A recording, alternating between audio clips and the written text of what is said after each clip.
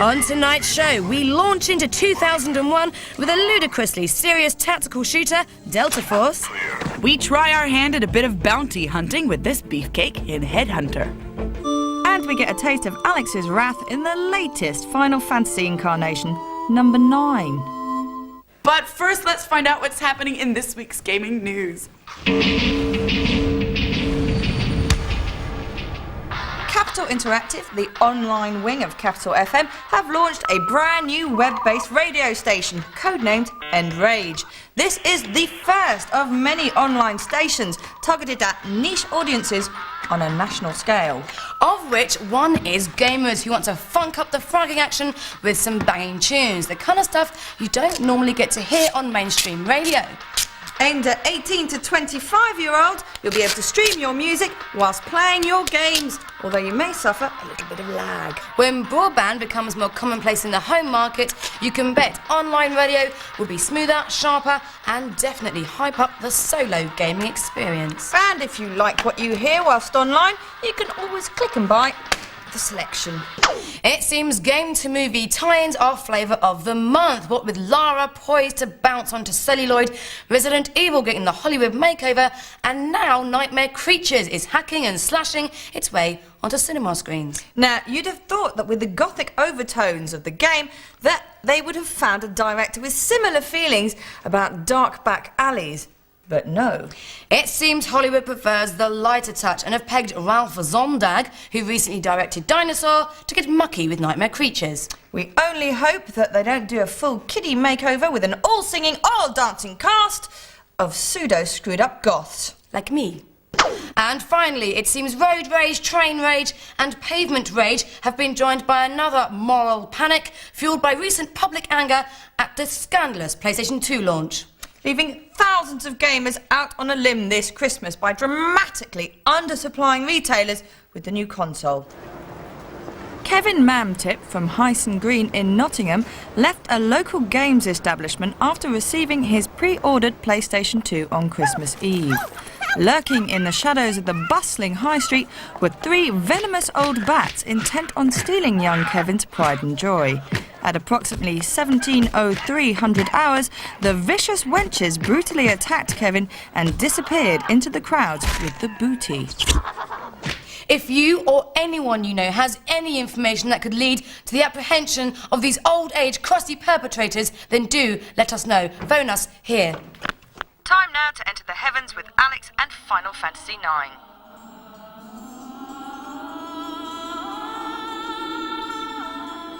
If your idea of worthy interactive entertainment is limited to a climactic conversation with a bored housewife on the other end of an 0891 number, and the only reason you've dribbled your lascivious inbred drool all over the cover of the latest incarnation of the Final Fantasy series is because you've got a pup tent vision that all it is filled with willing and boobalicious teenagers just begging for you to fulfill their wildest dreams, then maybe you should spend your hard-earned on a year subscription to Ginormous Gash. But for the rest of us upstanding citizens who wouldn't have a skeleton in their closet if they tried, let's just get to it, shall we? Bugger all to do up here. Jesus Christ.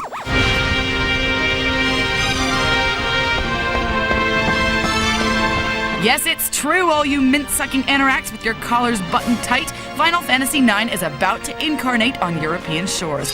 Ladies, kiss your boy toys goodbye. Take a nice, long holiday around April time if you want to hear anything other than talk of chocobos, incantations, and EXP for 3 whole months. This role-playing game series has had an extremely long and illustrious history in the short time that computer games have dominated the male psyche. However, only a few have actually made it out of Japan. Although this claims to be number 9, it's only the 5th as far as we're concerned. This is the one you've been waiting for. While Final Fantasy VIII did very little to engorge your expectations, though it did drain the producers of a cool 30 million buckaroos, Final Fantasy IX is swimming around in the same pool as Final Fantasy VII, which you voted last year as the #1 game of all time. So imagine then what 3 years of brewing has done for this revolutionary title.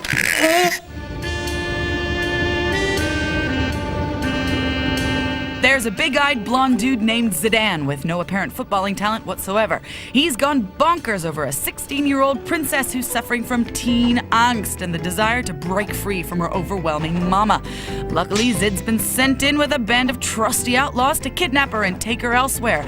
A little bit life less ordinary, but set in barren Munchausen land. It is breathtaking. The cutscenes are seamless and seep unnoticed into the gameplay. The sheer quantity of art, which gave the series its edge in the first place, outdoes itself in this version.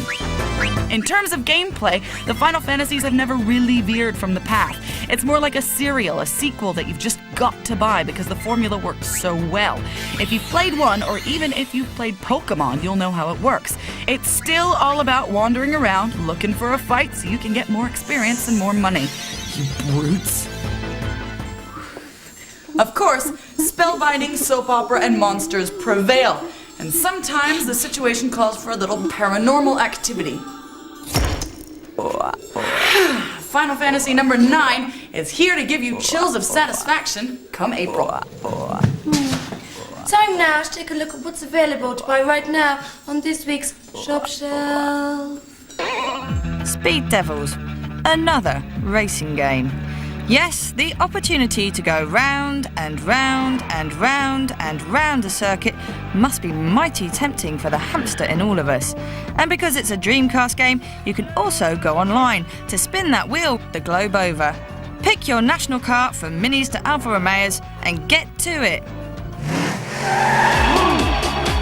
Twister for the computer generation has hit the shops. Get footloose and fancy free. Dancing Stage Euromix is here. Whether you're a social butterfly or suffer from agoraphobia, there's no excuse not to boogie to the beat on your PlayStation. Get some lager in and put on your glad rags. If you pump enough sweat and smoke into your living room, you can close your eyes and imagine you are really out there, shaking your booty with the public.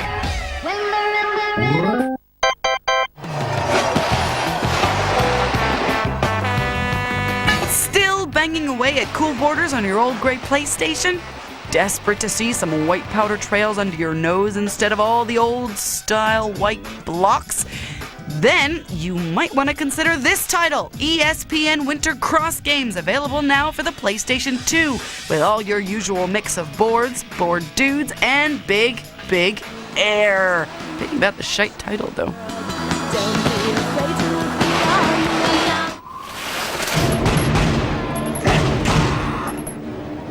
If you're not satisfied with the blood and guts and gore of Quake 3 and Half-Life, or even House of the Dead, then Dreamcast owners rejoice! You're in luck. It's the one that was banned in Canada, caused an uproar in the States, and is guaranteed to be filled with green goo in Germany. Sign yourself up for Soldier of Fortune. It's not just depersonalised shooting, you actually get to cut them up too. Nice knife action.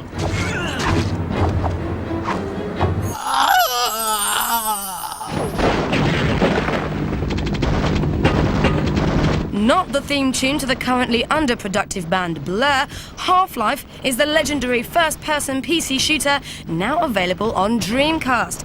If you have no idea what we're talking about, then it's simple. It's you versus the world. Get in there and kill, kill, kill! And don't forget to bring an extra pair of pants, because it's time to meet your maker, sucker!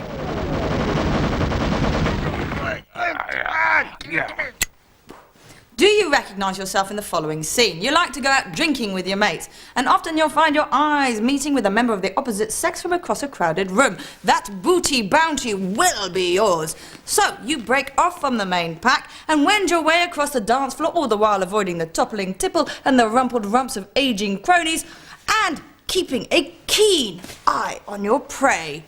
Now, if you think you enjoy the chase, then you might just enjoy HeadHunter, coming out on the Dreamcast. Just don't forget a souvenir. Okay, so this game doesn't involve hunting down prospective partners and failing to dazzle them with your inconsiderable wit, but it does refer to the ancient hunter-gatherer primal instinct in all of us. You play a loose cannon bounty hunter with a nose for pursuing the lawless. Set in the not-too-distant future where perps reign, you take on the role of tracking down public enemies.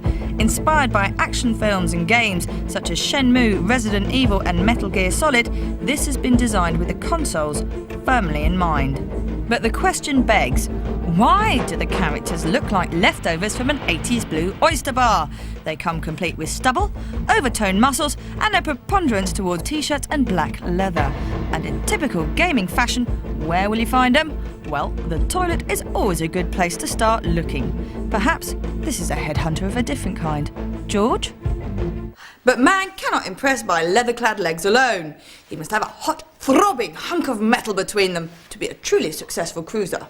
God, she is so rude. Dirty girl. And so the hybrid is revisited. Part action-adventure, part racing, your own personal headhunter gets a ride on a motorbike. This is a mighty tasty-looking game that promises a strong storyline for the single player and some cool online action including racing other players for the multiplayer. On foot though, you'll have to use stealth, shooting and puzzle-solving abilities.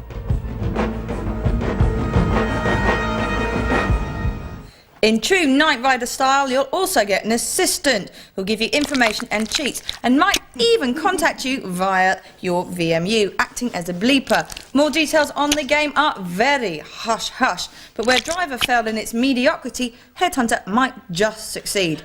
He's not Boba Fett, but it's still worth keeping an eye out for when it comes out later in the year.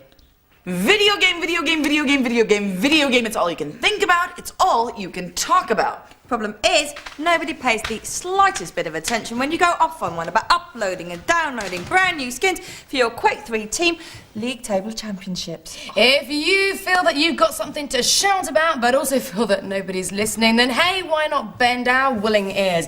We may think you're talking a lot of shite, but chances are we'll air it anyway. We want you to send to us your very own personal home video expressing some sort of heartfelt opinion about video games. Then we'll decide whether the nation should be subjected to your twisted and warped view. Here are a couple of examples we found lying around the office under a box of man-sized tissues. Have I seen it on? Is that it? All right. Well, what really annoys me about computer games, people who play computer games, yeah, people who play with PCs, you know, because they always say that people who play on consoles, they sit and they don't know what they're doing. My name is Barton Dumfloit. There's one thing that really gets on my tits. It's when developers, they like see a winning formula and they like to squeeze it dry. We're playing in all the arcades, same places as all the PC people, and they still say that we're shit. Have you ever wondered what those things coming out of your ass are? Sequels, what's the point? And we can go online and we can play Quake 3 with you, PC heads. They're game-related hemorrhoids. The Return of the Jedi? I don't think so. Whoop some serious butt when we get onto the PCs and PC heads and online kind of stuff. I mean, Final Fantasy is like on what number? Like 11? Intestinalrecess.com. And that's about it. It's not exactly final, is it? For more details, head over to our website at www.forlater.com/bits and follow the directions carefully to find out how you can make your own video game rant. We look forward to it. Join us after the break for a smattering of this beast.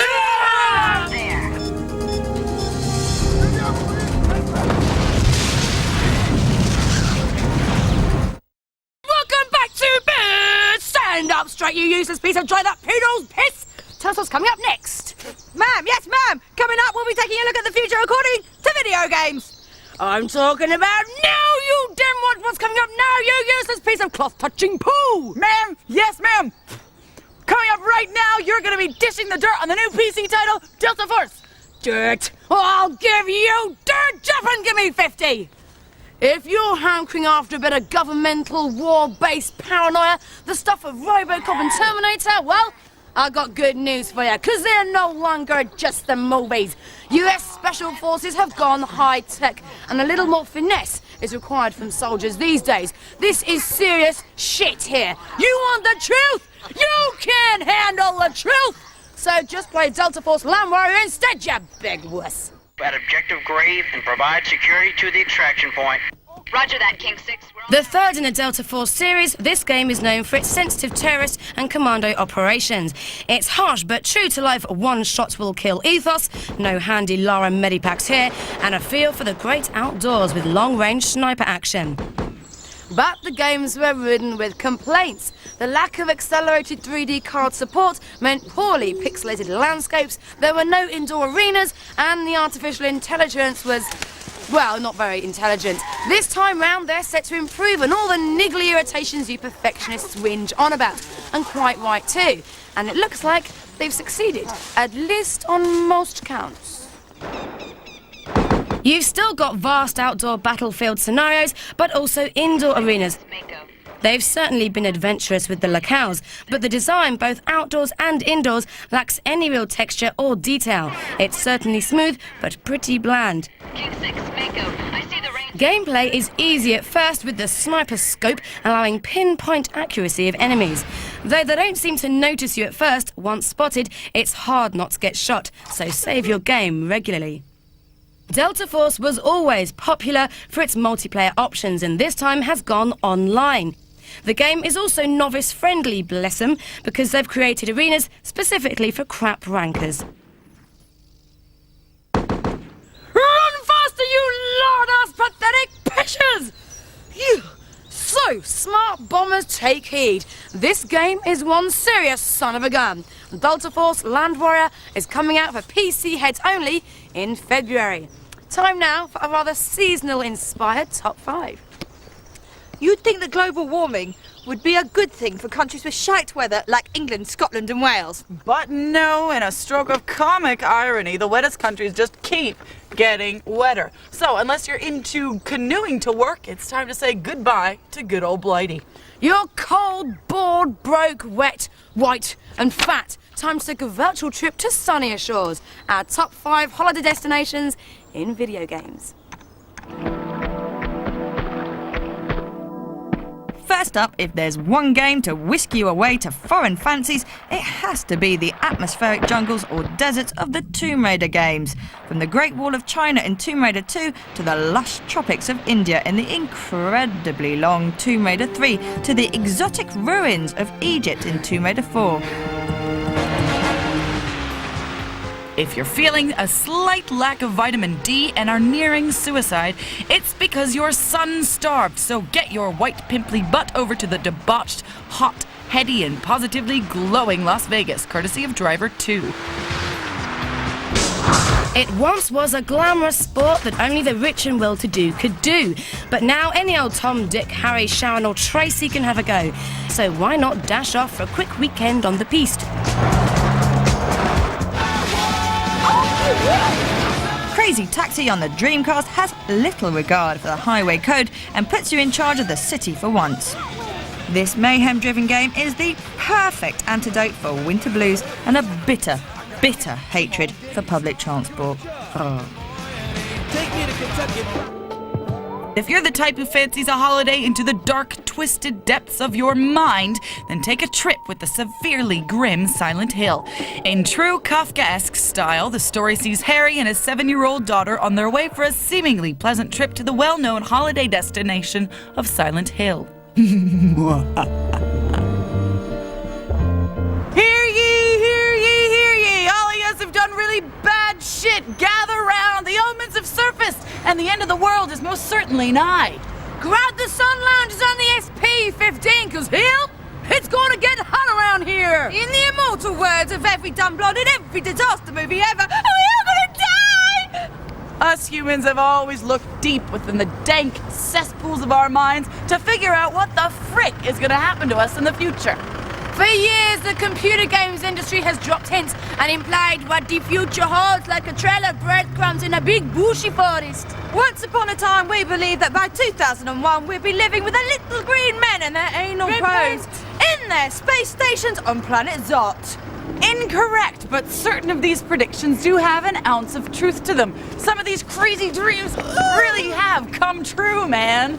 Take Harbinger #1, the Carmageddon series. Now, we may not be running little old ladies over with our souped-up automobiles, but we definitely do have rage! Yes, we're mad for it! Yes, in today's high-stress, lots of people doing everything in your face society, me. There are different kinds of rage, mounting from trolley rage to pavement rage to mobile phone rage, even rail rage, where the trains don't just come late, they don't come at all. You know the feeling, total frustration, motherfucking cunt tit wangs. But the most prevalent is road rage, and we're not talking catatonia here. Originally inspired by the 70s B-movie classic Death Race 2000, the Carmageddon series has you scoring points for pancaking pedestrians.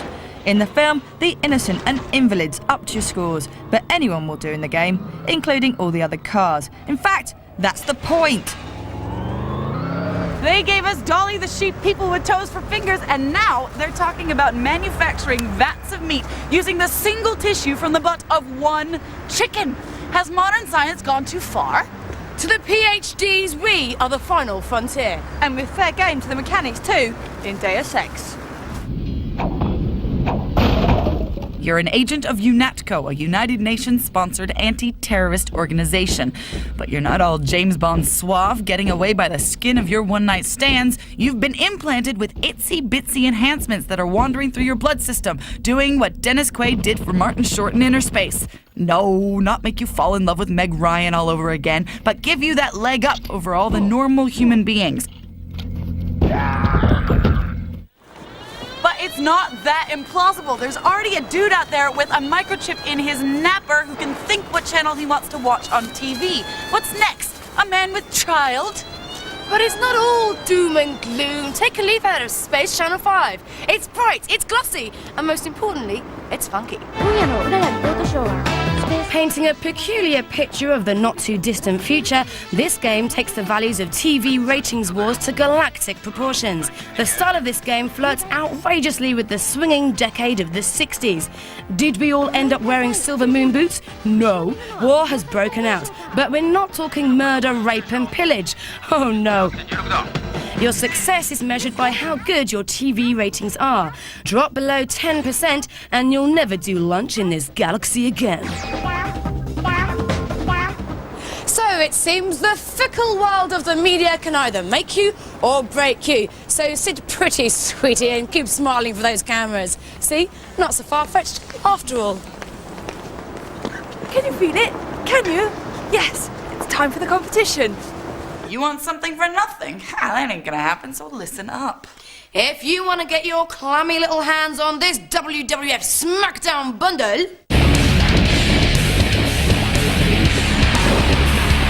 then all you gotta do is answer this stupendously random question, which we made up months ago after a really bad case of gastric flu. Ta-da! It's January. Christmas has gone. New Year has gone. What's left to look forward to? The skiing holiday. Ah, the romantic alpine life of ski instructors and chalet girls. What we want you to do is to come up with the perfect après-ski seduction routine. And of course, it must involve a video game. The sleaziest approach gets the prize. If you want to win this prize, then head on over to our competition on our website at www.forlater.com/bits.